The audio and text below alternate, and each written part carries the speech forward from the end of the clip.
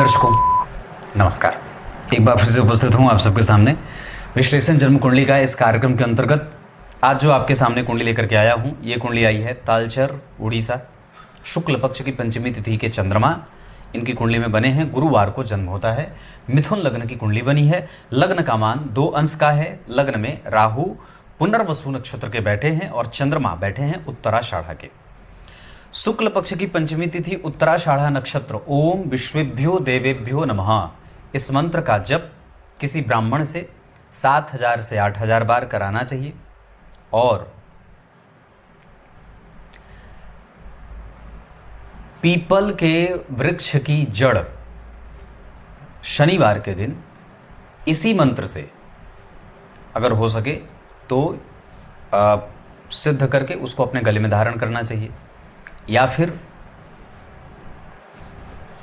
जो चिरचिटा जिसको बोलते हैं आपा मार्ग, उसको भी आप धारण कर सकते हैं। ये कुंडली मिथुन लग्न की है और चौथे भाव में मंगल बैठे हैं, गुरु से दृष्ट हैं। शिक्षकीय योग इनकी कुंडली में बना है। लॉ का क्षेत्र बहुत अच्छा बनेगा और कंपटीशन में सरकारी नौकरी के योग बहुत मजबूत बने हैं। ये कुंडली चतुर्थ स्थान में मंगल 22 अंश का लेके बैठी है हस्त नक्षत्र में, और चंद्रमा अष्टम भाव में व्यक्ति के स्वास्थ्य को थोड़ा बहुत परेशान करते हैं। थोड़ा बहुत क्या मतलब, उत्तराषाढ़ा नक्षत्र में जो लोग होते हैं उनको स्वास्थ्य से संबंधित समस्या होती है।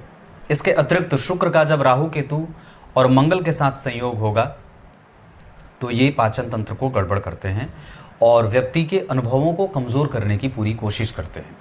भाग्य भाव के अधिपति जो इस कुंडली के अष्टम और नवम के अधिपति होकर के एकादशवें में अपने भाव से 4 घर आगे 12वें भाव में भाग्य भंग योग लगा रहे हैं। पर 12वें भाव के शनि हर्ष बली होते हैं और हर्ष से युक्त हो जाने से वो बलवान हो गए, और जब बलवान होंगे तो व्यक्ति के मोक्ष का मार्ग तय करते हैं। अष्टम भाव के चंद्रमा और उनसे एकादशवें भाव में सूर्य और बुध वृश्चिक राशि के, इस भाव का अधिपति चतुर्थ में बैठा, छठवें भाव के स्वामी मंगल चतुर्थ में बैठे, दशम को देख लिए, और दशम भाव के स्वामी छठवें भाव के स्वामी को और छठवें भाव को और चतुर्थ भाव को सबको देख रहे हैं। इस वजह से इस कुंडली में गुरु का प्रभाव ठीक होगा। पर इस कुंडली में 2 ग्रह वक्री हैं जिनका सामान्यतः थोड़े बहुत स्वास्थ्य से संबंधित समस्याओं के मामले में चिंता जाहिर होती है, जिसमें पेट से संबंधित समस्या होती है। सूर्य और बुध में अंतर काफ़ी है, पर फिर भी वहाँ बुध अस्त होंगे। 1 अंश 2 कला के बैठे हैं, जबकि सूर्य अनुराधा नक्षत्र में 14 अंश 45 कला के, जबकि बुध देव विशाखा नक्षत्र में गुरु से दृष्ट और शनि से दृष्ट होने के कारण व्यक्ति में भगवान की भक्ति प्रीति रहती है और धार्मिक होता है।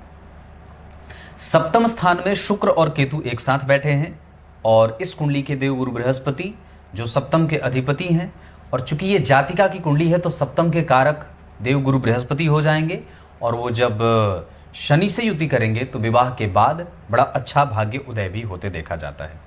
पति जो मिले धनु राशि धनु लग्न का मिले, मकर राशि मकर लग्न का मिले, विवाह इसके साथ उत्तर दिशा में हो तो ज़्यादा बढ़िया है।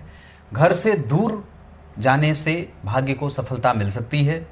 इसके अतिरिक्त व्यक्ति की माता थोड़ी रुग्ण दिखाई दे रही हैं और पिता भी, कम से कम पिता भाव, मैं उस पर चिंता कर दूं थोड़ी सी, जो बहुत ध्यान से समझिएगा।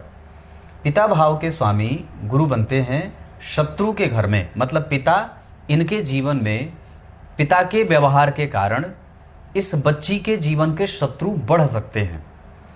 इस भाव के स्वामी अष्टम भाव के स्वामी और नवम भाव के स्वामी के साथ बैठे हैं, तो कई बार पिता जो होते हैं वो प्रैक्टिकल ज़्यादा होते हैं, कठोर ज़्यादा हो जाते हैं, जिसका दंश संतति को झेलना पड़ता है। इसका एक कारण और होगा। मिथुन लग्न की कुंडली के लिए छठवें भाव के साथ साथ एकादशवें भाव के स्वामी मंगल देव होते हैं और चतुर्थ स्थान में बैठ करके पहले माता को कष्ट दे रहे हैं और उसके बाद फिर बच्ची के कैरियर को, साथ ही साथ दाम्पत्य को, और उसके बाद एकादशवें भाव को देख रहे हैं तो लाभ पे तो लाभ दे देंगे। मतलब पिता का जो प्रभाव है वो व्यक्ति के करियर को कमज़ोर कर सकता है, उसके दिनचर्या और उसके दाम्पत्य को परेशान कर सकता है। कई बार बहुत ज़्यादा हस्तक्षेप अपनी बिटिया के ससुराल में परिवार को तोड़ने का कारण बन सकता है। दूसरी बात कि छठवें भाव के स्वामी होकर के चतुर्थ में बैठ करके दशम स्थान को देख रहे हैं, इस वजह से कई बार पिता और पिता के शत्रु परिवार के शत्रु हो जाते हैं। बहुत सावधानी से। जन्म कुंडली में शुक्र के ऊपर मंगल का और राहु का प्रभाव है और इस कुंडली के लिए शुक्र 12वें के अधिपति होते हैं। मंगल और राहु 12वें भाव में इस कुंडली के सप्तमेश और जन्म कुंडली के अष्टमेश बैठे हैं। इस वजह से बहुत सावधानी से विवाह करना चाहिए। और एक बात और कह दूं तो यहाँ पे संतुलन की आवश्यकता होगी। इस कुंडली में निद्रा अच्छी ली जाए, प्राणायाम किया जाए, ब्राह्मणों की आज्ञा का पालन हो और कभी भी ब्राह्मणों का अनादर न हो, है ना। क्यों? क्योंकि कुंडली में चंद्रमा पापक होंगे तो कई बार वो कष्ट देने वाले हो जाते हैं मानसिक रूप से। चंद्रमा भी अष्टम भाव में है, गुरु 12वें बैठ करके देख रहे हैं, तो ग्रह जहां बैठा है उस भाव का भी तो असर देगा ना भावों पे। तो 12वें भाव में जो ग्रह बैठते हैं और 12वें भाव के स्वामी, ये दोनों कष्टकारी होने लगते हैं। तो चंद्रमा को कौन देख रहा है? जो धन भाव के स्वामी है, उसको 12वें भाव में बैठा ग्रह देख रहा है। और कौन है? तो सप्तमेश देख रहा है। तो सप्तमेश बाधकेश होते हैं। तो चंद्रमा वर्तमान है, बाधकेश की दृष्टि पड़ेगी तो व्यक्ति के वर्तमान में बाधाएं उपस्थित हो जाती हैं या हो सकती हैं। इस कुंडली में हमें पहले ये कोशिश करनी चाहिए कि नौकरी लग जाए सरकारी। नवांश कुंडली तुला का बना है जो यहाँ का पंचम भाव है। यहाँ केतु, शनि स्वग्रही, गुरु मित्र की राशि में, चंद्रमा पंचम भाव में, शुक्र और चंद्रमा। दाम्पत्य ठीक है, बच्ची के भाग्य से दाम्पत्य ठीक है, पर पिता और माता के अधिकतर हस्तक्षेप के कारण दाम्पत्य में कमजोरी ना आ जाए, इसकी चिंता मुझे सताएगी। पति पूजा पाठ करने वाला मिले, मांस भक्षण करने वाला न मिले, नियमित दिनचर्या का पालन करने वाला हो और पति और पत्नी के बीच में कोई भी मतभेद बहुत ज़्यादा लंबे समय तक न रहे, ये ध्यान रखना होगा। इसके अतिरिक्त पति क्रिएटिव होगा और प्रैक्टिकल माइंडसेट का होगा।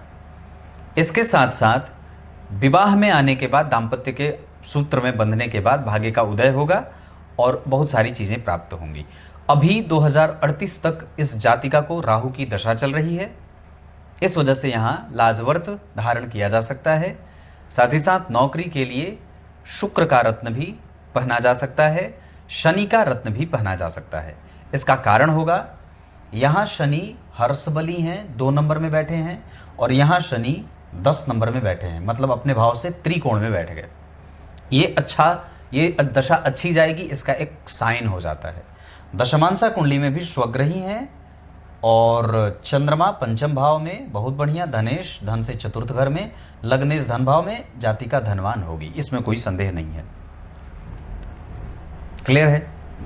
नक्षत्र के बारे में बात कर दूं, पुनर्वसु अच्छा है, हस्त अच्छा है, अनुराधा अच्छा है, उत्तराषाढ़ा अच्छा है, रोहिणी, पुनर्वसु, मृगशीरा, किसी भी काम को करने के लिए ये नक्षत्र अच्छे रहेंगे। दिन बुधवार और शुक्रवार का अच्छा रहेगा। रंग हरा और सफ़ेद अच्छा रहेगा। दान चांदी का किया जाए, धातु का किया जाए, चीनी का किया जाए, सफ़ेद पुष्प का किया जाए, चावल का किया जाए और अगर हो सके तो ब्राह्मण को वस्त्र अर्पित किया जाए अमावस्या के दिन। अपने पितरों के नाम पे और अपने वास्तु देवता के नाम पे प्रत्येक दिन एक दिया जलाना चाहिए और अमावस्या को तो निश्चित रूप से ब्राह्मण को भोजन कराना चाहिए। घर में कलह का वातावरण ना बने, पिता शराब आदि पीते हों तो उसका छोड़ना तय होगा, नहीं तो परिवार मिट जाएगा। बहुत सावधानी से बता रहा हूँ क्योंकि ये कुंडली मिथुन लग्न की है, ये भगवान की भक्ति की कुंडली है और अगर यहाँ भक्ति कमज़ोर पड़ेगी तो पिता के बुरे परिणाम पूरी जो है वो परिवार को भोगनी पड़ सकती है। क्योंकि गुरु पिता होते हैं, सूर्य पिता होते हैं और वो किसके साथ हैं? बुध के साथ। तो पिता 6वें भाव में बैठ गए। जो व्यक्ति का आत्मविश्वास है, जो व्यक्ति की कह सकते हैं कि उसका नैतिकीय तत्व है और गुरु 12वें हैं शनि के साथ, तो पिता के आशीर्वाद और पिता का कारक ये दोनों 12वें और 6वें चले गए। भाव से तो इन लोगों को केंद्र में बैठना चाहिए था, क्योंकि मैंने इस पर एक सिद्धांत बनाया था कि जब जन्म कुंडली के केंद्र में गुरु और सूर्य बैठे हों तो समझ जाना चाहिए कि व्यक्ति का पूर्वजन्म अच्छा था, पूर्वजन्म अच्छा था, वो नैतिकीय तत्वों की जिम्मेदारी लेने वाला है। लेकिन अगर ये दोनों ग्रह बाहर भटक रहे हों केंद्र से और त्रिकोण से इधर उधर तितर बितर हो रहे हों, तो मतलब हमें पूरे अपने जीवन काल को फोकस करके आगे बढ़ाना है। आप समुद्र के किनारे जा कर के, समुद्र के निकट बैठ कर के मंत्र का जप करिए। समुद्र के किनारे कोई तपस्या, कोई पूजा, कोई पाठ, कुछ भी करना हो आप आराम से कर सकते हैं। आप उड़ीसा में हैं, इससे ज़्यादा भाग्यशाली कोई हो ही नहीं सकता है कि आपके सामने जगन्नाथ विराज रहे हैं। उनके नेत्र बड़े विशाल हैं, उनकी आंखों से कुछ भी छुपता नहीं है। वहाँ रह करके अगर आप किसी भी कुमार्ग पे हैं, कठोर बोलते हैं, निंदित कृत्य करते हैं, ब्राह्मणों का अनादर करते हैं, सामने वाले को अविश्वास का पात्र मानते हैं, सामने वाले की बातों पे विश्वास नहीं करते हैं, तो इसका कष्ट झेलना पड़ सकता है। क्लियर है? लग्न में राहु हैं, इस वजह से व्यक्ति को एकदम बिल्कुल कहिएगा पूरे डेडिकेशन के साथ कुछ भी काम करें और पहले सरकारी नौकरी की कोशिश करें। अगर वैसा नहीं होता है तो फिर आप बाद में लॉ के क्षेत्र में अपना काम बना सकते हैं। क्लियर है? कुछ इसी तरीके से आज के इस छोटे से कुंडली विश्लेषण का समापन करते हैं। तब तक के लिए बहुत बहुत नमस्कार।